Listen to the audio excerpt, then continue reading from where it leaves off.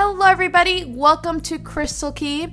So, iPhone 7 and 7 Plus just came out and Apple really hyped up their new cameras. And on paper they appear to seem really good, but are they good enough to outperform the highly praised camera on the Galaxy S7 and Note 7? Well, the big changes with this year's iPhones is that now the smaller model has optical image stabilization, thank goodness.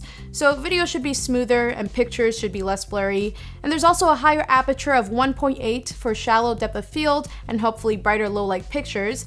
And of course, on the Plus model, we have a second telephoto lens for getting closer to subjects. So without further ado, let's jump right into it. So first up, we have a picture that pretty much represents what to expect from each phone. The iPhone 7's camera always creates a very natural representation, but this year it seems even better because it's able to handle situations with high dynamic range very well.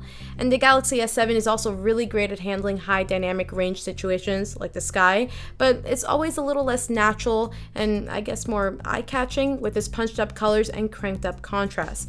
And even though it looks beautiful, it's just not very realistic, and you do lose a lot of details in the darker areas with this crazy amount of contrast. It's really going to come down to preference, and I like the iPhone 7's less contrasty image here.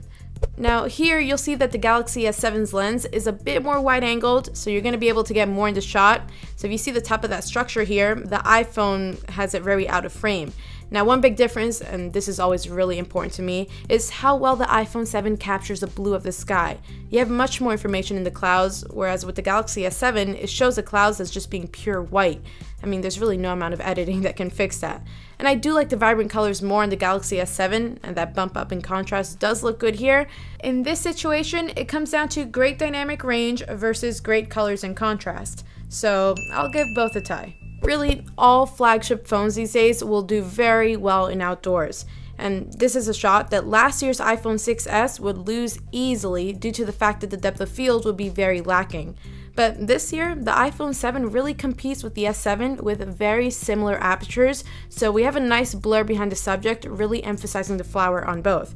I mean, both look great, although the iPhone is a little warmer, which I do like, but if we zoom in, you'll notice that the Galaxy S7 is a little sharper. You can make out the little hairs on the leaves better with the S7, so I'd give a slight win to the S7. Now here, right off the bat, you'll see a big difference in color. The iPhone 7 is very bland compared to the Galaxy S7, with the S7's colors being so vibrant and beautiful. And that extra contrast here looks really nice, almost making the iPhones appear a little hazy. I mean, both handle the background sky very well, but I would definitely give the crown to the S7 here with its beautiful colors. With this picture, once again, you'll see that wider angle lens on the S7 gets more things into the shot, and it also has punched up contrast and colors, but on top of this, there's also a little difference in color temperature. The iPhone 7 leans a little more towards a yellowish tint compared to the S7, which I'm not that big of a fan of, and also if you take a look at the top of this building, it's clearly blue on the Galaxy S7, where on the iPhone, it's a very bland dark blue. And sure, that could mean that's a little more realistic, and some people may say that's what makes a picture considered to be good, but in terms of the most visually pleasing photo, I like the S7 a bit more. Okay, so here's our last outdoor picture. And by now, I'm sure we're all aware of the main differences. We got more saturated colors with the S7 and more contrast as well, which makes the photo look really nice in some areas, but sometimes not so much, like if we zoom in on my hair kind of just blends together to create a black blob on the S7, where on the iPhone, you can kind of make out the different strands and layers. And while we're zoomed in here, you can see that the iPhone 7 is a little more grainy, while the S7 appears to have some post-processing smoothing going on. Okay, now let's zoom out, and let's take a look at the telephoto lens on the iPhone 7 Plus. So in a situation like this, that second lens really comes in handy. It's optically zoomed in, not digitally, so it's very clear. Now let's see what happens if we try to digitally zoom in with the S7. Yeah, it's just not the same effect. Now let's get into some low light shots. And like I said, most flagship phones will take great pictures outdoors, but it's low light where we start to see some real big differences. And that being said, I'm really impressed with how well the iPhone 7 does here. Last year's 6s Plus would have lost this comparison by miles, and you'll really see this when you check out my iPhone 7 versus iPhone 6s comparison coming in the next few days. But for now, the sky looks great on both here. Both images are bright, but if you look at the wood flooring on the boardwalk, you'll see that the S7 is slightly brighter. The S7 does have trouble though at exposing the bright signs, clipping in the highlights, where the iPhone 7 captures all the detail.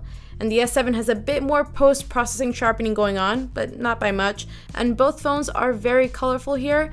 I mean, it's going to come down to preference for this one, but I really love how the iPhone 7 handles dynamic range here. Here's a picture Dan took of me, and there's a pretty big difference here. The S7 is much warmer, while the iPhone 7 seems to try to be correcting those harsh yellow lights. If we zoom in though, you'll see that the iPhone 7 has a lot more noise compared to the S7, and it seems very soft, so I'd say the S7 wins here. Here, the iPhone 7 appears brighter, but not without a slight haze, as if you turn the brightness slider up in an editing program. It creates a less colorful image, and it's one situation where some extra contrast would really help. The Galaxy S7 is bright but remains colorful with enough contrast, and it handles the bright areas of the image better, making it the winner here. Okay, let's get into more extreme low light. And there's a pretty clear winner here. No pun intended. The S7 is much more clear, with the iPhone 7 showing lots of gain. Mr. Krabs is looking pretty good in the S7's shot with his nice colors, and zooming in, you can easily make out the division between his fingers, or I guess claws, where the iPhone 7 really loses this detail. The S7 wins by a lot here. Okay, but what about the selfies? The iPhone 7's front-facing camera has much improved, going from a 5 megapixel sensor to a 7 megapixel one. So you'll see we get a lot more detail over the Galaxy S7 since it's only 5 megapixels. Now the Galaxy S7 does have an extremely wide-angle lens, giving its shot a much different look, and that's really great for group pictures or showing the background to give some context as to where you are, and I really do love that. But the iPhone's great picture quality compensates for its cropped-in shot. The sky really comes through with the iPhone, and even though the S7's skin smoothing helps remove imperfections, the iPhone 7 captures so much detail, so it depends on what you're looking for. But overall, the iPhone wins when it comes to image quality, while the S7 wins when it comes to actually getting everything in the shot. Now, when it comes to low light selfies, even though the S7 is much more wide angled, its quality takes a nosedive. And even though I really love that wide angle lens, it's just way too soft of an image for me to want to post anywhere, so I go with the iPhone 7 when it comes to low light selfies. Both phones record 4K video and they do a great job, but there's a couple of things to look for here though. So first, let's take a look at how well the optical image stabilization does on both. The iPhone 7 Plus is much smoother, which is very important for taking video. And the S7 is not too bad, but it's definitely a little more shaky. Now, in terms of quality, the S7 has very vibrant colors and a lot of contrast, while the iPhone's, once again, is more realistic, and I actually really love that here. It almost has a film type of look to it. Its less extreme contrast is probably what does it, but it looks really good. Now, when the camera moves to show me in front of the sunset, the S7 really struggles to expose everything properly, while the iPhone has no problems at all. The iPhone 7 wins by a lot here. So overall, I was really impressed on how well the iPhone 7 did compared to the S7. And if you remember my video comparing last year's iPhone to the S7's camera, you'll know that the iPhone 6s really fell behind, but this year is not the case. It's a very close comparison, but I do think I prefer the S7's image a little more often than the iPhone 7. Both phones take very different styled images, so it really is going to come down to preference. So I want to know what you guys think. Please let me know in the comments below. And stay tuned for the full review of the iPhone 7 and 7 Plus and another camera comparison comparing this year's iPhone to last year's 6s. So stay tuned for that. Subscribe. Thank you very much for watching, and I'll see you guys later.